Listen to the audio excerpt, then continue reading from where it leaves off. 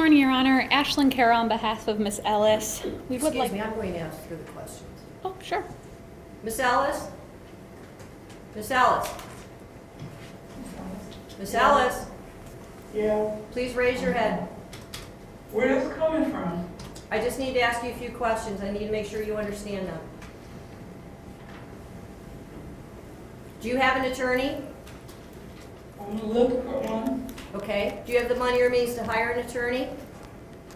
Repeat that? Do you have the money or means to hire an attorney? Possible.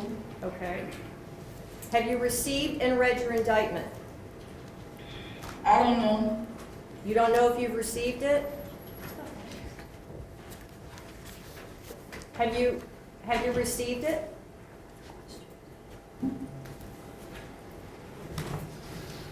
Ma'am, just tell me whether or not you've received it, please.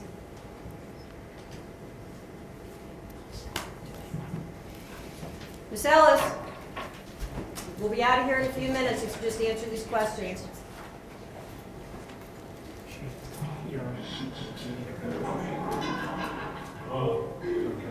No, I haven't. Miss Ellis, have you received your indictment? What was her name? Ms. Ellis? What was her name? The judge, what's the judge's name? Russo, Russo? that's right. Russo with an R? Have you received and read your indictment? Yes or no?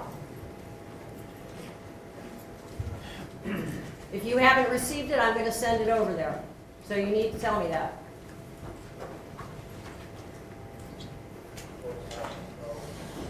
Miss Ellis, why don't you want to answer these questions? All right, we'll come back to her when she's ready to talk to me. Your Honor, could I just let the court know our office does represent Miss Ellis on another case, and I understand. there are some mental health issues, and I do believe they I'll have come been. back to her. Okay, just to clarify, I do believe she hasn't been on her I will medication. come back to her. Okay. Back in the courtroom. Ellis?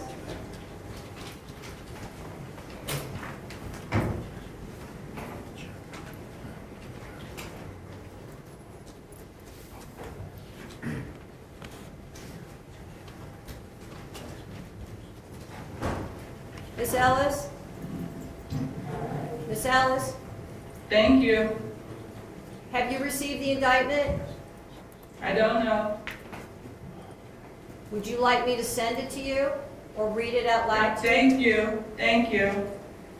That's not responsive. Would you like me to do either of those things? Miss Ellis?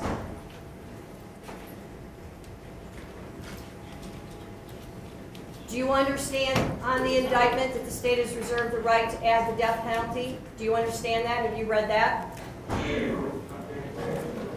ASAP. What's ASAP?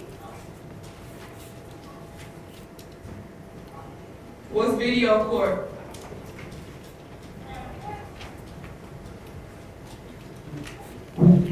Your Honor, we would like to enter a not guilty plea for Miss Ellis. We would like to waive a reading of the charges, waive any defects in time or manner of service. As I said, our office has reached out to the jail to get mental health services for Miss Ellis. They were working with her on a previous case, and our social worker has gotten involved. So we would like to ask that counsel be appointed and that the public defender's office be one of those two attorneys, and ask for a reasonable bond. Has she received the indictment? Have you discussed it with her? I personally have not, but I do know attorneys from my office did go see her last week, and that there were some notable mental health issues. Did they go with the indictment? That I don't know. Well, then how am I expected to arraign her? I would like to waive that time period for her. This could be a capital murder case. I don't think that's appropriate. So if somebody wants to go over there now and go over it with her, I'll hold it. So send somebody over there. I'll reach out to the office. Okay, we'll come back. Ready, Your Honor? I'm ready.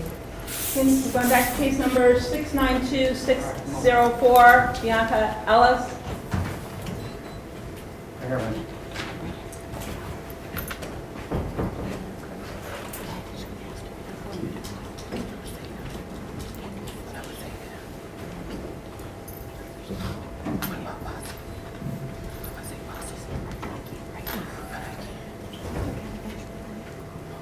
Hello, Miss Ellis. Do you have an attorney? You do? Do you have the money or means to hire an attorney? Have you received your indictment? I don't. Okay. Have you read it? No. You have not read it? I read Okay. it to you back there, right? I did We have a copy here. You can read it. not. I don't want to read You don't want to read it. it. No. Are you willing to accept that the public defender has read it to you? I asked her not to. I'm sorry. I asked her not to. You asked her not to. Well, but she did read it to you, correct? No. She didn't read it to you. I read it. Okay, well, we can read it in open court.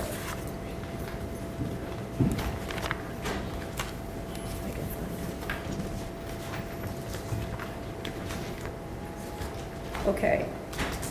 It's a 10-count indictment. Count 1 alleges that on or about June 3rd, 2024, the defendant did purposely and with prior calculation and design cause the death of J.W. 10/29/2020. The state of Ohio reserves the right to seek a superseding indictment containing the appropriate 2929.04A aggravating circumstances specifications. And so you understand that means the state is reserving its right to add a death penalty specification. Count 2 alleges that on or about June 3rd, 2024, that the defendant did purposely cause the death of J.W. 10/29/2020. Count 3 alleges that on or about June 3rd, 2024, the defendant did cause the death of J.W., date of birth 10/29/2020, as a proximate result of the offender committing or attempting to commit an offense of violence that is a felony of the first or second degree, to wit, felonious assault, Ohio Revised Code Section 2903.11A1, and/or endangering children in violation of Ohio Revised Code Section 2919.22B2. Count 4 alleges that on or about June 3rd, 2024, the defendant did knowingly cause serious physical harm to J.W. on date of birth 10/29/2020. Count 5 alleges that on or about June 3rd, 2024, the defendant did torture or cruelly abuse J.W., date of birth 10/29/2020, a child under 18 years of age, and furthermore, the violation resulted in serious physical harm to J.W., date of birth 10/29/2020. Count 6 alleges that on or about June 3rd, 2024, the defendant did attempt to purposely cause the death of Margot Wood. Count 7 alleges that on or about June 3rd, 2024, the defendant did attempt to cause the death of Margot Wood as a proximate result of the offender committing or attempting to commit an offense of violence that is a felony of the first or second degree, to wit, felonious assault, Ohio Revised Code Section 2901.11A1. Count 8 alleges that on or about June 3rd, 2024, the defendant did knowingly cause serious physical harm to Margot Wood. Count 9 alleges that on or about June 3rd, 2024, the defendant did, knowing that an official proceeding or investigation was in progress or was about to be or likely to be instituted, alter, destroy, conceal, or remove any record, document, or thing with the purpose to impair its value or availability as evidence in such proceeding or investigation. Count 10 alleges that on or about June 3rd, 2024, the defendant did with purpose to deprive the owner, Volunteers of America store, of property or services, to wit, knives, knowingly obtain or exert control over either the property or services without the consent of the owner or the person authorized to give consent. I have now read the indictment to you. Do you wish to enter a plea of not guilty? C. Pardon me? C. What's same mean? Yes or no? Yes. Okay. I understand the victims are represented and they want to make a comment before I set bond. Is that true? Yes, Your Honor. Okay. Well, everybody again.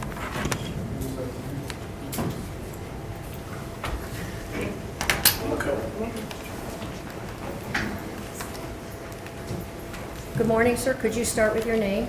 My name is Jared Wood, father of the deceased, husband of Margot. Your Honor, that day, 1 week ago, she took everything from us. There's nothing that could ever replace my son, or anything that my wife and I, or even our other kids, are going through. It's horrendous. And I really wish no bail, period, or extend it to the max limit possible that you can, at the very least. Just do whatever you can to keep this monster behind bars. Thank you, sir. Is there anything else you would like to say? That'll be it. Thank Okay. you, Your Honor. Thank you.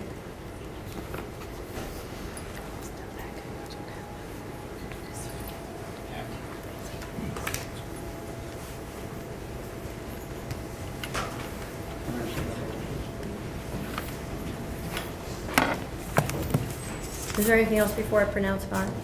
Your Honor, we would just ask that you consider assigning the Public Defender's Office, recognizing this is not our number. We did represent her at the first appearance unit. I did meet with her on Friday. We have had contact with her family and begun working on the case. Thank you, Your Honor. When the original bond was set out of Muni Court, the bond was set at $1 million, and it was before the passing of one of the alleged victims. I do not believe that bond is appropriate, given the change in circumstances and the allegations that are contained in this indictment. Bond is set at $5 million, cash, surety, or property. GPS, no contact with any surviving victim or victim's family, DNA order. Judge is John Russo. Pretrial is June 17th at 9 a.m. I'll assign counsel. Thank you. Thank you, Your Honor. Thank you, Your Honor. You want me to sign it?